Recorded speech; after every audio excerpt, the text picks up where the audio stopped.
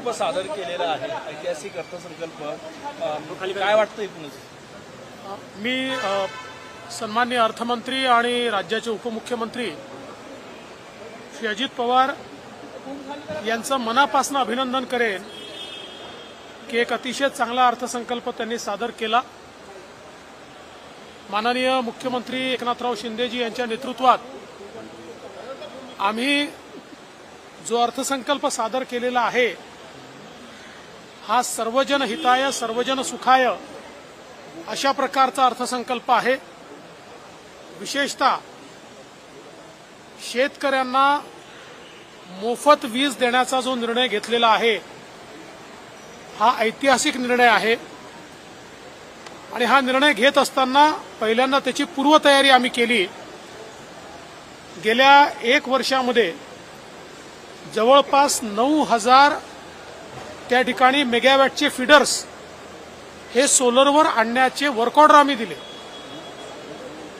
आणि त्याचं काम सुरू केलं। 18 महिन्यात ते काम पूर्ण होणार आहे आणि उरलेले जे 6,000 मेगावॅटचे फीडर्स आहेत तेही पुढच्या 3 महिन्यामध्ये त्याचे वर्क ऑर्डर आम्ही देऊ। त्याचा परिणाम असा आहे की आज जी वीज सरकारला 7 रुपयाला पडते आणि शेतकऱ्याला 1 रुपये 25 पैशाला द्यावी लागते, ती वीज सरकारलाच 2 रुपये 81 पैशापासून 3 रुपये 5 पैशापर्यंत मिळेल। त्यामुळे पुढच्या 4 वर्षामध्ये आज जेवढी सबसिडी लागते तेवढेच सबसिडीमध्ये आम्ही शेतकऱ्याला मोफत वीज देऊ शकू। ॲडिशनल भार येणार नाही। फक्त 2-2.5 वर्ष हा ॲडिशनल भार आमच्यावर थोड्या प्रमाणात येणार आहे। यासोबत शेतकऱ्यांना आम्ही जे कबूल केलं होतं की कापसाचे आणि सोयाबीनचे जे भाव कमी झाले त्यामुळे जे नुकसान झालं होतं त्या संदर्भात या 4,500 कोटी रुपये हे शेतकऱ्यांना भावांतराच्या अंतर्गत देण्याचा निर्णय आम्ही या ठिकाणी केलेला आहे। अनेक गोष्टी शेतकऱ्यांकरता आज आपण केलेल्या आहेत। त्यासोबत विशेषतः महिलांकरता लाडकी बहीण योजना या अंतर्गत 1,500 रुपये महिना आमच्या भगिनींना आत्मनिर्भर करण्याकरता त्या ठिकाणी राज्य सरकारच्या वतीनं देण्यात येणार आहे।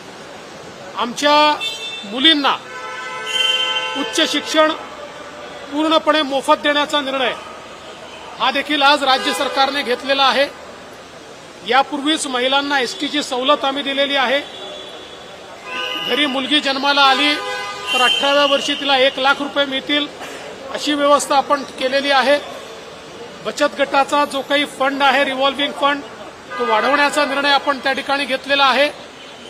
वेगवेगळ्या निर्णयांच्या माध्यमातून महिलांना आपण मदत करतो आणि त्यासोबत 3 सिलेंडर वर्षाला हे मोफत देण्याचा निर्णय देखील आपण घेतलेला आहे, ज्याचं स्वागत महिलांनी मोठ्या प्रमाणात केलं आहे। आमची जी युवा शक्ती आहे या युवा शक्तीला त्यांनी शिक्षण घेतल्यानंतर त्यांना एक्सपिरियन्स नाही म्हणून नोकरी नाही अशी अवस्था येते आणि म्हणून त्यांना जे लोक अप्रेंटिस ठेवतील त्यांच्या पगाराला 10,000 रुपये महिन्याला राज्य सरकार देणार आहे। त्यामुळे त्या अप्रेंटिसमध्ये त्यांना पगार राज्य सरकार देईल, ते त्या ठिकाणी ट्रेनिंग घेतील, एकतर तिथेच नोकरी करतील किंवा त्या एक्सपिरियन्सच्या भरोशावर दुसरीकडे नोकरी किंवा स्वतःचा व्यवसाय करू शकतील। अशा प्रकारचा युवांना 10 लाख युवांकरता ही व्यवस्था राज्य सरकारने आज या ठिकाणी केलेली आहे।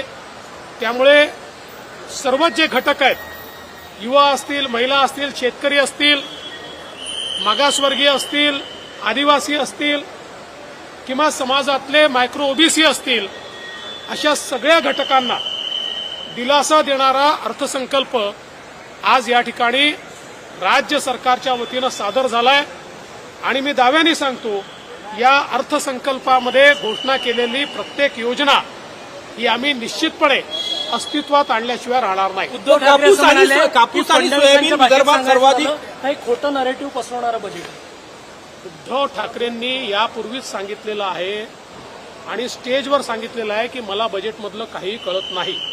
त्यामुळे ही कबुली दिल्यानंतर त्यांना उत्तर देण्याचं काही कारण आहे का? हो, कापूस आणि सोयाबीन उत्पादक विदर्भात सर्वाधिक आहे। गेल्या काही दिवसात अडचणीत होते, त्यांना याच्यामुळे खरंच मदत कधीपासून होईल? नाही, त्यांना आता लगेच आम्ही ती मदत करणार आहोत. त्यांच्या अकाउंटला थेट ते पैसे आम्ही जमा करणार आहोत. हा निर्णय आम्ही कॅबिनेटमध्ये पूर्वीच घेतला होता, परंतु त्यानंतर 3च दिवसात आचारसंहिता लागल्यामुळे आम्हाला सेशन घेता आलं नाही आणि तरतूद करता आली नाही. म्हणून आता सेशन आल्यावर तरतूद करण्यात आलेली आहे आणि हा पैसा कापूस आणि सोयाबीन उत्पादक शेतकऱ्याला आम्ही देतो. दुधाच्या शेतकऱ्यालाही 5 रुपये प्रति लिटर देण्याचा निर्णय आम्ही घेतला. निधीची तरतूद कुठून करणार?